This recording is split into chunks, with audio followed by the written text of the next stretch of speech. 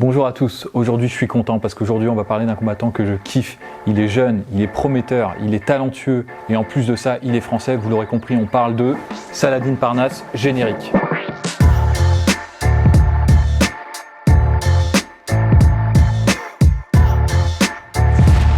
Saladin revient ce week-end et ça fait plaisir et c'est l'occasion que j'attendais pour pouvoir analyser son style, plus précisément son style de striking.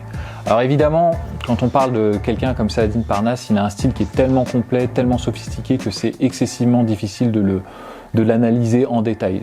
Ce serait mission impossible de donner tous les détails, toutes les raisons du succès de Saladin Parnasse. On va essayer plutôt de dégager des récurrences, des patterns, des lignes directrices dans son style qui expliquent les raisons de son succès. Moi, je vois trois grandes raisons ou méthodologies ou jeux qu'il applique en fait dans son style. On va se pencher sur les trois successivement.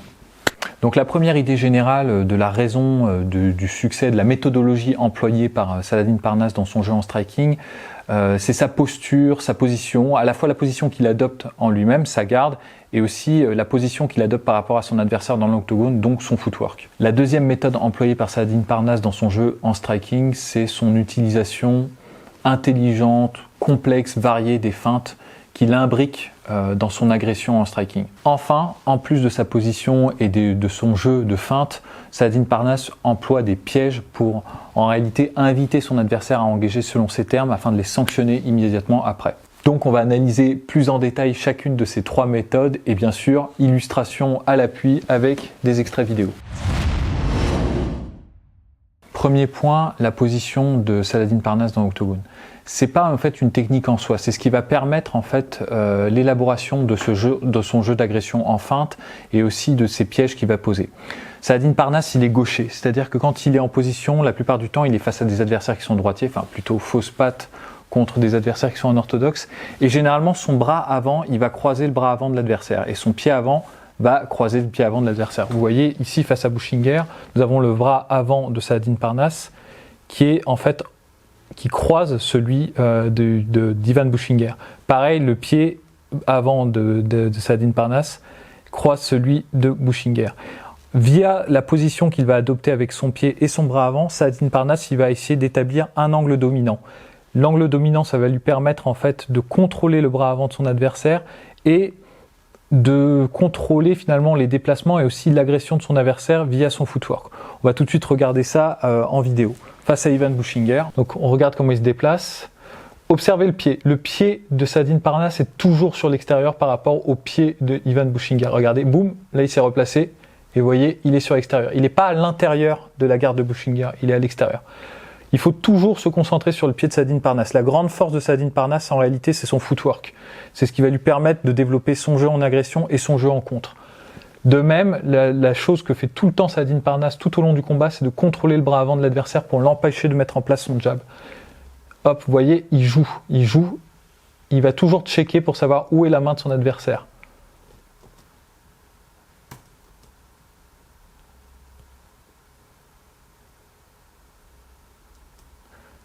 Le pied à l'extérieur, toujours. Même principe, hein, c'est toujours la même chose. Observez bien le déplacement, la position du pied de Saladin Parnasse, de son pied avant et de son bras avant. Ici, face à Marcin Zozek, je crois que je prononce bien, hein, on verra. Tac, regardez, hop, son pied toujours sur l'extérieur, même après la tentative de low kick, il se repositionne. Et il va chercher à contrôler le bras avant de Marcin Zozek. Toujours. Alors, il se repositionne évidemment, hein, c'est dans le flux du combat. Ici, voilà, et là on va voir, il va commencer à créer l'accrochage en fait, et toujours le pied avant sur l'extérieur. Ce qui est dingue avec Saladin Parnasse et ce qui montre vraiment son excellence et sa capacité à se discipliner, c'est que quel que soit le moment du combat, quels que soient les enchaînements et l'action, il va toujours reprendre cette position. Qu'on soit en fin de round, en début de round, qu'il ait blessé son adversaire, qu'il ne l'ait pas touché, que ce soit après une phase de lutte ou après une phase de clinch, il va toujours systématiquement, automatiquement, sans même y réfléchir, reprendre cette position d'angle dominante et de contrôle du bras avant de son adversaire. Ici, face à Szymanski, qui vient de tenter une entrée en clinch, hop, tout de suite, le pied à l'extérieur. Automatiquement, en réalité sans même y penser. Cette position, elle va lui permettre d'amorcer son jeu d'agression qui fait un usage très intensif des feintes. des feintes du bras, des feintes de la jambe. La grande force de Saladin Parnasse, c'est de toujours garder son adversaire sur le qui-vive. Jamais il lui donne une information qui est exacte, toujours il fausse l'information. Ici, on va voir que, par exemple, on avait dit qu'il cherchait avant tout à contrôler le bras avant de l'adversaire.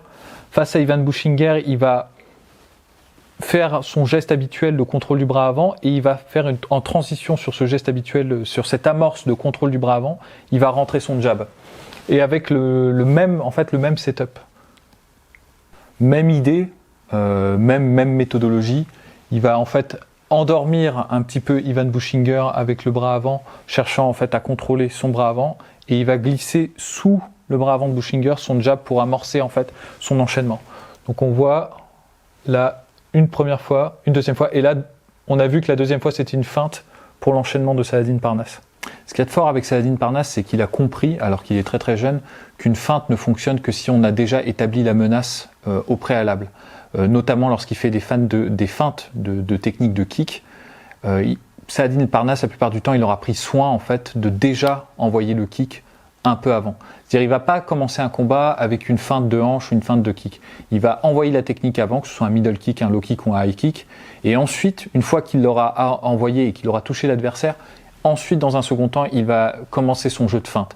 Et l'adversaire qui aura reçu la technique de kick, il y aura une menace en fait derrière. Ce sera tangible, ce sera pas juste une feinte dans le vent. Et c'est pour ça que les feintes de Saladin Parnasse sont particulièrement efficaces. Exemple avec Ivan Buchinger dans le premier round. Ici, Saladin Parnasse va envoyer un high kick sur Ivan Buchinger. Il va connecter. Et une fois qu'il aura connecté, il va commencer à faire des feintes de hanche qui vont avoir un effet dramatique sur la défense de Buchinger. Boum, on envoie. Donc, hop, le high kick, et après on va voir qu'il va commencer à établir des feintes de hanche. Vous voyez, déjà, hop, hop, hop, hop, et là, Ivan Buchinger, il sait qu'il y a une menace, et il a pu installer ses techniques de poing dans un second temps. Sur ces techniques de feinte de kick, une fois qu'il a vu, qu'il a observé que l'adversaire réagissait à ces feintes de kick, tout de suite, Saladin Parnasse, il exploite les failles en utilisant par exemple la double attaque qu'on avait déjà évoquée dans un précédent épisode. C'est quand tu amorces une technique de jambe pour finalement terminer sur une technique de poing. Ça ressemble un peu au Superman Punch. Et ça ne marche en fait, en réalité, que si l'adversaire a déjà l'intention détournée par la feinte de kick. Exemple ici contre Szymanski. On va voir feinte de hanche de la part de Saladin Parnasse. Il voit que ça réagit en face. Et là, il va recommencer, amorcer la technique, boum, le contre. Le bras arrière de Saladin Parnasse qui est rentré. Et alors ce qui est encore plus fort, c'est que Saladin Parnasse, une fois qu'il a vu qu'un truc marchait, il va alterner entre feinte, technique et feinte. Là, il peut par exemple porter la technique, faire une feinte, voir que ça marche, et ensuite faire une feinte et varier sur une autre technique. On va le voir, la construction, en fait, il va assembler les deux méthodes qu'on a vues précédemment, à savoir faire la technique pour établir la menace face à son adversaire, ensuite la feinte, et une fois qu'il voit que l'attention est détournée avec la feinte, changer les zones d'attaque, notamment avec des techniques en ligne haute. C'était dur ça, hein. C'était sport. Ici, face à Buchinger, il va faire un kick, ça va toucher, il va faire une feinte de kick, il va voir que Buchinger réagit, et puis ensuite feinte de kick et Superman Punch. C'est parti, tac, le kick est passé, feinte, ça réagit, feinte et boum. Technique, construction, concaténation, enchaînement. Merci messieurs, dames. En plus de ces jeux d'établissement de la menace, variés de feintes, variés d'attaques, Saladin Parnasse maîtrise des feintes, on va dire, un peu plus old school, un peu plus tricky. Ici, ça va être la feinte de regard suivie du high kick. Il va regarder, marquer un regard, baisser la tête vers la ligne basse de Szymanski pour ensuite déclencher en ligne haute. C'est vieux comme le monde comme technique, mais c'est fait avec tellement de fluidité que ça passe. Hop, paf. Nickel. Et c'est un trick qu'il maîtrise à la perfection, parce qu'on voit ici, il refait exactement la même technique face à Ivan Buchinger. La tête se baisse, boum, le high kick. Ce qui nous amène à notre dernière partie. Après avoir vu la position fondamentale adoptée par Saladin Parnasse dans la garde, qui lui permet justement de développer ce jeu d'agression en feinte, on va se concentrer sur les pièges qu'il tend à son adversaire. Un des trucs qui frappe quand on regarde Saladin Parnasse et on se dit le mec est touché par la grâce, c'est sa capacité à esquiver et à remiser immédiatement derrière. tous ceux qui pratiquent un petit peu savent à quel point c'est compliqué. Et on pourrait se dire, en fait, en regardant Saladin Parnasse, qu'il est juste talentueux, qu'il a juste un coup d'œil exceptionnel. En réalité, il y a une méthode derrière ça. Et moi, je vais vous montrer 2-3 trucs qu'il fait. Il tend des pièges à son adversaire, c'est-à-dire qu'il le pousse à accomplir l'action qu'il attend et qu'il va esquiver, et derrière, il va pouvoir sanctionner. Premier exemple, Saladin Parnasse, il a une garde par exemple qui est ample, et il va accentuer cette garde ample pour en fait inviter son adversaire à attaquer sa jambe avant. On sait bien, les gens qui ont un style un peu de karatéka, un peu d'escrimeur, généralement une des faiblesses qu'ils ont, c'est une faiblesse en low kick. Saladin Parnasse, c'est un truc qu'il fait souvent dans ses combats, c'est qu'il va accentuer sa position, se mettre volontairement un peu plus sur sa jambe avant pour inviter son adversaire à envoyer un low kick. Il le sait, donc il est très facile pour lui d'y réagir, et une fois que l'adversaire lance le low kick, il retire la jambe et il remise derrière. Parce qu'en fait, c'est pas vraiment de l'anticipation. Il a déclenché, il a poussé l'adversaire à déclencher en low kick. Ici, face à Szymanski, on va voir, il va se mettre en avant particulièrement, il va marquer un temps d'arrêt sur sa jambe avant. Szymanski va déclencher le low kick et Saladin Parnasse va faire un retrait et remise. Hop, hop, hop.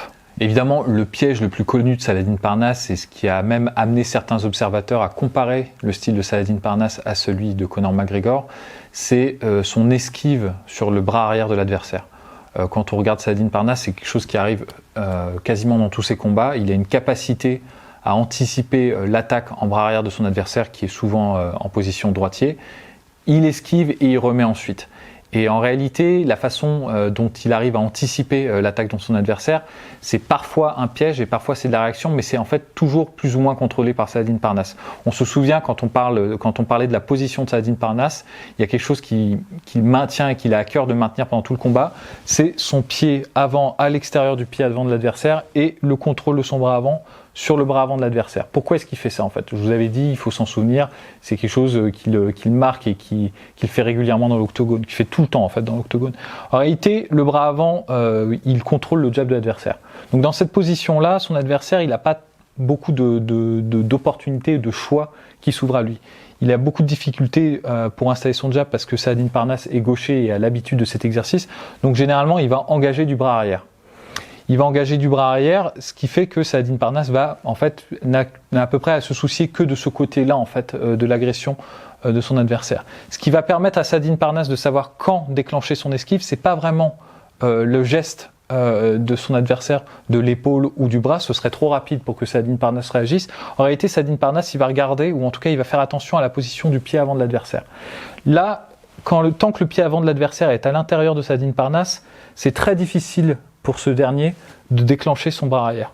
Il va se retrouver dans une situation un peu emmerdante. Pour qu'il puisse vraiment déclencher son bras arrière, il va devoir placer son pied avant à l'extérieur du pied avant de Saladin Parnasse.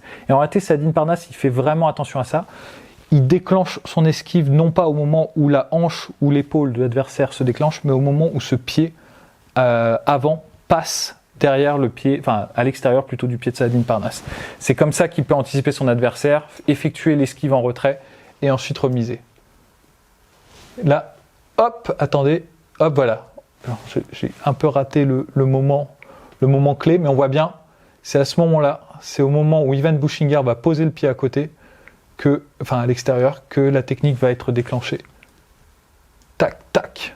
Même idée avec Szymanski. Szymanski, il est carrément à l'intérieur de la garde de Saladin Parnasse. Saladin Parnasse va laisser volontairement Szymanski se placer à l'extérieur pour pouvoir déclencher son bras arrière. C'est le piège, il va le sanctionner juste derrière. Et à l'intérieur, hop, à l'extérieur, et là, Saladin Parnasse a pu esquiver en fait, et remiser. Et vraiment, la compréhension des distances et du moment où déclencher en fait son esquive, elle se fait vraiment sur le footwork de l'adversaire. Saladin Parnasse, il prend toujours l'angle extérieur de l'adversaire, et lorsque l'adversaire prend cet angle extérieur, c'est soit que Saladin Parnasse le laisse faire, soit qu'il l'attend en fait pour déclencher son esquive. Et parfois, en fait, l'adversaire va prendre cet angle extérieur sans déclencher le bras arrière plutôt, et Saladin Parnasse va quand même, par automaticité, déclencher son esquive. Alors ici, on va faire du image par image parce que c'est subtil, attention. Face à Wzosek, là, va prendre l'angle extérieur, mais par inadvertance, en fait, parce qu'il ne va pas déclencher du bras arrière, et à ce moment-là, on verra que par réflexe, Saladin Parnasse va quand même déclencher son esquive. Donc là, intérieur, et là, hop, il est sur l'extérieur, et là, regardez, Saladin Parnasse, immédiatement, alors même que le bras arrière n'est pas lancé, il fait quand même son retrait, par automaticité, par automatisme. Et enfin, dernier point pour vraiment confirmer l'idée que Saladin Parnasse, il se base véritablement plus sur la position des pieds de l'adversaire que sur la position en fait, des épaules et des hanches de l'adversaire pour déclencher son esquive. Ici, Wsozek va en fait commettre une erreur. C'est pas intentionnel parce qu'il ne le refera pas de tout le combat. C'est qu'au lieu d'essayer de déclencher son bras arrière conventionnellement en passant son pied avant à l'extérieur du pied avant de Saladin Parnasse, il va en fait rentrer son pied avant à l'intérieur de la garde de Saladin Parnasse. Et là en fait Saladin Parnasse ne va pas déclencher son esquive. Alors que là le bras arrière de Wsozek va partir. C'est une erreur de la part de... Enfin, c'est une erreur. C'est un incident de la part de Wsozek, parce que Wsozek, ensuite, pendant tout le restant du combat, il va déclencher avec pied à l'extérieur et il touchera presque plus Saladin Parnasse. Mais c'est juste pour vous démontrer que l'appréciation en fait, de la distance et du moment où déclencher de l'esquive de Saladin Parnasse, elle se fait avant tout sur le footwork et sur l'angle extérieur de la garde. Hop, exemple, vous allez bien voir, là, le pied. Là, normalement... Wsozek qui devrait placer le pied à l'extérieur du pied de Saladin Parnasse, il va déclencher à l'intérieur et là il va toucher. Toujours dans cette idée de piège, là on n'est plus sur de la réaction, là on va plutôt entrer dans la construction. Saladin Parnasse parfois il place son retrait-remise en donnant volontairement une information à son adversaire. C'est comme dans la guerre, quand il fait une désinformation. Là il va donner une information, il va établir la distance à son adversaire, il va lui donner en fait une notion de la distance qui le sépare de lui. Pour ce faire, il va déclencher du bras arrière, mais il va pas vraiment toucher en fait Ivan Buchinger. Il va juste envoyer le bras arrière et il va montrer qu'en fait il est à distance de frappe. Et ça va en fait donner l'idée à Buchinger de déclencher lui-même de son bras arrière. Et là, il pourra déclencher, enfin Saladin pourra déclencher son retrait remise. Regardez bien l'action. Tac. Hop. Là, il a envoyé le bras arrière. Ça a à peine touché Buchinger.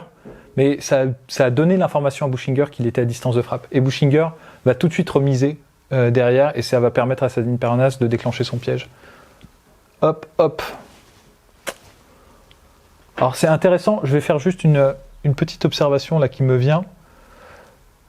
Ce qui est intéressant en plus avec le retrait de Saladin Parnasse, c'est qu'il se met quasiment, et c'est pour ça que certains ont fait la comparaison avec Conor McGregor dans son style, c'est que lorsqu'il va faire son retrait, il ne va pas seulement se contenter de faire un retrait de la tête, il va également décaler son pied arrière pour se retrouver quasiment en perpendiculaire du visage de son adversaire, pour pouvoir avoir un angle de frappe optimal.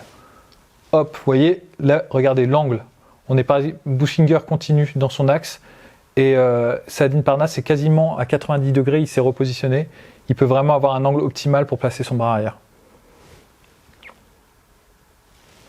Parfois, l'adversaire de Saladin Parnasse, quand il se sera fait contrer plusieurs fois et qu'il aura compris que c'est difficile de s'engager sur son bras arrière, il va être un peu rétif à l'idée de se jeter.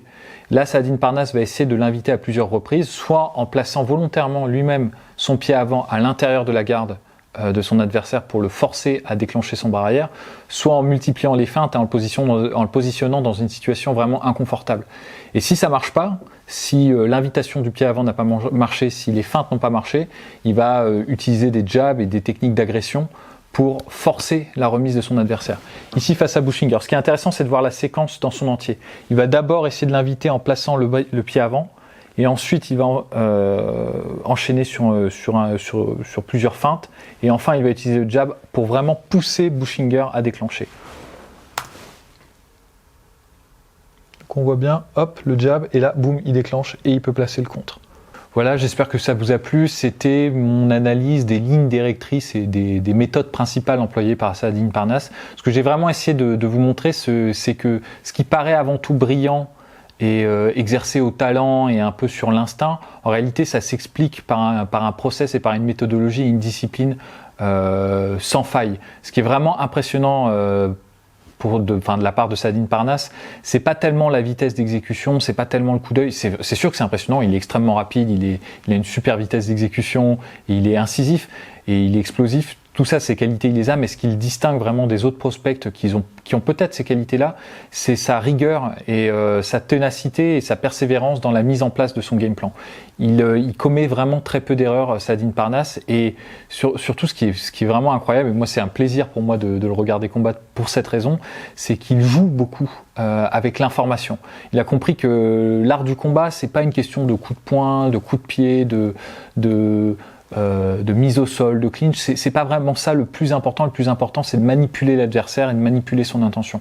Et réellement, entre la position qu'il garde dans l'octogone pour garder le contrôle, les pièges qu'il sème sur son adversaire pour le sanctionner et les feintes qu'il utilise pour le désarmer ou pour prendre la distance ou pour le contrôler ou pour le mettre dans un état de confusion, tout ça font que le jeu de striking de Saladin Parnasse est peut-être un des tout meilleurs de ce qui se fait à l'échelle européenne et peut-être même, honnêtement, s'il continue de persévérer et de s'améliorer, peut-être qu'on aura de très belles surprises. Mais ne précipitons pas les choses et ne mettons pas la charrue avant les bœufs. Ce week-end, il combat dans l'une des plus grandes, si ce n'est la plus grande organisation européenne et que tout le monde sera derrière lui, en tout cas je l'espère, la sueur sera derrière lui, il faudra que vous soyez derrière lui parce que vu ce qu'il délivre comme technique, c'est un pur bonheur de le regarder. Peace.